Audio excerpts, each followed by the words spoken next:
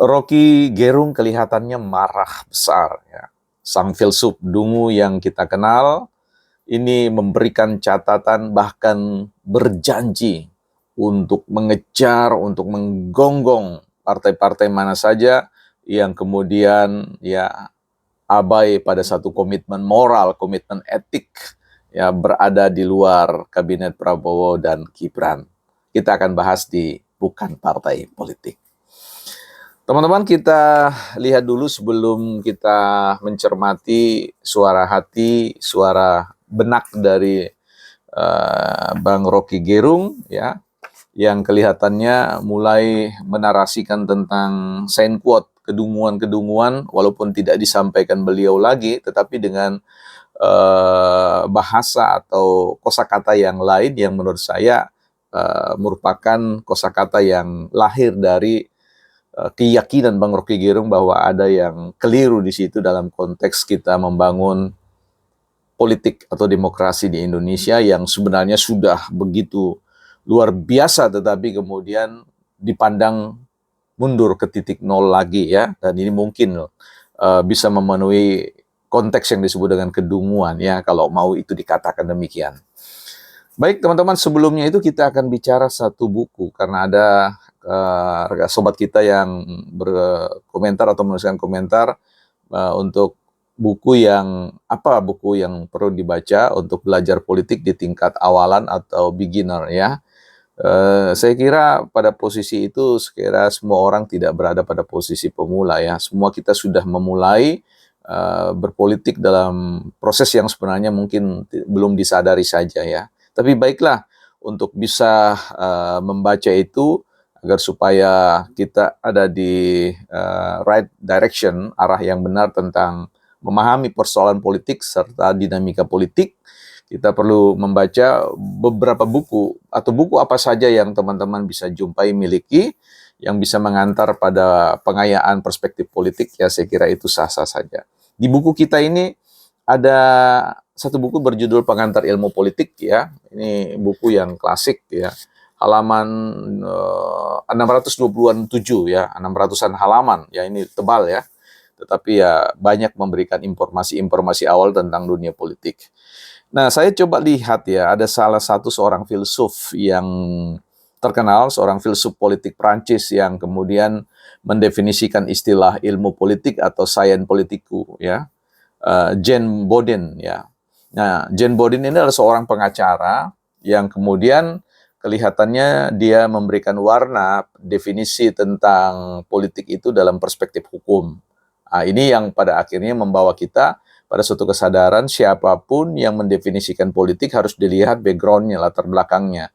Kalau dia adalah latar belakang ekonomi, biasanya ilmu politik atau sains politikunya akan bicara tentang lebih banyak pada persoalan oikos nomos ya, ekonomi, tentang persoalan-persoalan seputaran ekonomi ya, kegiatan aktivitas manusia di dalam memenuhi kebutuhan dan seterusnya.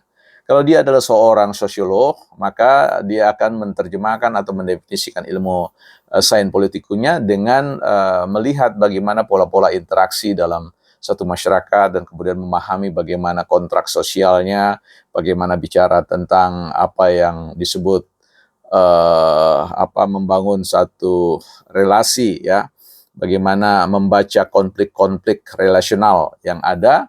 Dan kalau dia adalah seorang filsuf, maka dia akan membaca dari perspektif etik ya, perspektif normatifnya, perspektif moral ya, seperti itu.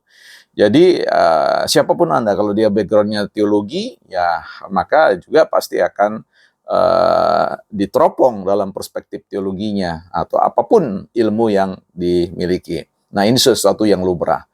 Baik, kalau kita bicara tentang Bang Rocky, tentu teropongan beliau adalah teropongan sebagai seorang filsuf ya, sebagai seorang filsuf yang belajar filsafat dalam konteks itu, sehingga dia juga akan menggunakan itu dalam perspektif etiknya ya, dia melihat kejaran-kejaran moralnya dan seterusnya. Nah, kita melihat di sini beberapa catatan-catatan yang beliau sampaikan mengapa beliau begitu marahnya terkait dengan perubahan ya perilaku politik dari partai-partai yang sebelumnya betul-betul berhadapan secara kesatria, wah, terhadap Prabowo dan Gibran yang dilatar belakangi dengan berbagai macam kerangka pikir, kerangka duga, ya, kerangka kesangsian terkait dengan kemurnian dalam konteks pesta politik yang dimenangkan oleh Prabowo dan Gibran, sehingga ada upaya-upaya hukum yang luar biasa, upaya-upaya pengerahan para pendekar-pendekar filsuf, ya, etik di situ untuk kemudian menghadirkan suatu dimensi bahwa negara ini sedang darurat demokrasi dan seterusnya, sekalipun kenyataannya bahwa publik atau rakyat yang ada sekitar catatan 58% yang mendukung Prabowo dan Gibran, dan ada sekitar 42% yang tidak, artinya terbagi pada posisi Ganjar dan Pak Anies. Nah, inilah yang kemudian menurut Rocky Gerung bisa jadi kemudian demokrasi atau perjuangan itu kemudian ya tidak mencapai apa-apa. Jadi bahkan kembali kepada satu titik nol, ya. Titik di mana kemudian orang mulai mencurigai bahwa selama ini ya rakyat itu hanya diperalat, ya. Rakyat itu hanya dipakai sebagai instrumen untuk mengejar, ya, mengejar ambisi, mengejar tujuan-tujuan politik yang di dalamnya ada hidden kapitalis, ya. Jadi para investor-investor, ya. Jadi pada akhirnya bicara tentang persoalan bisnis yang merasa bisnisnya mulai terancam atau terganggu ketika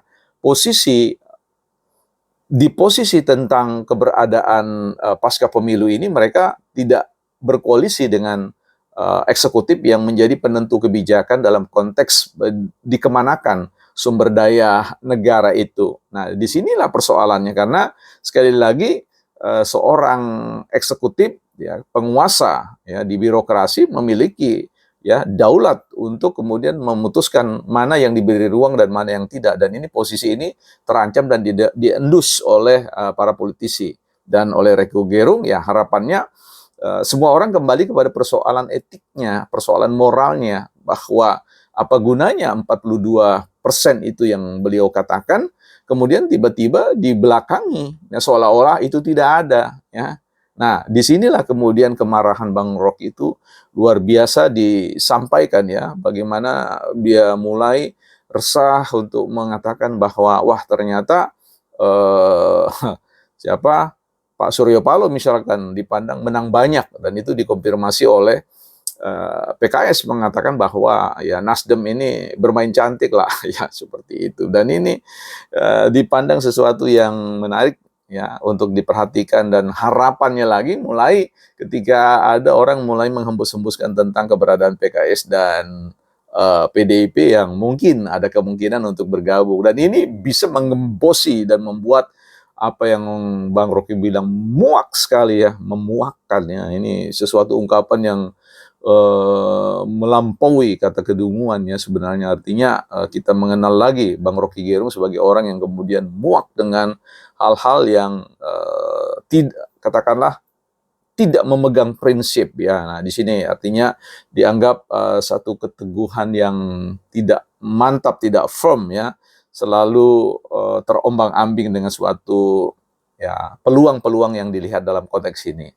Jadi saya kira Bang Rocky di sini menangkap adanya suatu pengedepanan yang disebut dengan watak transaksional, ya. Kita tahu bahwa politik itu kan bukan hanya politik identitas, dan di mana kita lihat bahwa politik identitas ini kan digoreng-goreng dulu di awal dalam konteks pesta pemenangan, ya, upaya untuk memenangkan itu, tapi setelahnya itu malah bicara tentang politik transaksional. Nah, dalam hal ini mungkin kita paham saja bahwa memang kemarahan itu bisa saja. Dan saya yakin bahwa ketika Prabowo, katakanlah PDIP, kemudian PKB, PKS, ya, partai-partai, bahkan PKB, partai-partai besar yang berkoalisi, ya, saya yakin ini benar-benar apa yang disampaikan oleh Bang Rocky akan dikejar oleh beliau, ya, akan mengkampanyekan, ya, secara buruk, ya, persoalan itu. Walaupun, ya, secara prinsip saya juga tidak sepenuhnya sepakat dengan persoalan itu, karena sebagai seorang filsuf, ya, beliau harus melihat di balik